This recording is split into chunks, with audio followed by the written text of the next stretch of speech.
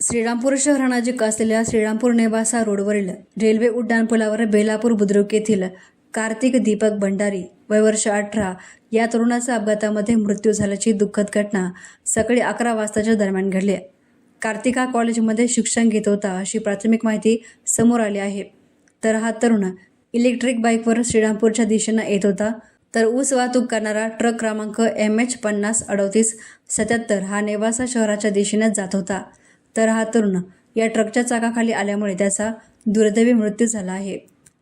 या तरुणास साखर कामगार हॉस्पिटलमध्ये उपचारासाठी पाठवलं असता डॉक्टरांनी त्यास मृत घोषित केलं. रेल्वे उड्डाण पूल हे मृत्यूचा सापळा बनला असून परिसरामध्ये वाहतुकीसंदर्भात ठोस पाऊल उचलणं गरजेचं आहे आणि प्रशासनानं देखील याची गंभीर दखल घ्यावी, कारण या परिसरामध्ये रोजच अपघात होत आहेत.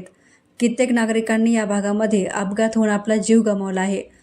तर या संपूर्ण घटनेमुळे बेलापूर परिसरात शोककळा पसरली आहे. एस9 मीडियासाठी प्रतिनिधी युनुस इनामदार, श्रीरामपूर.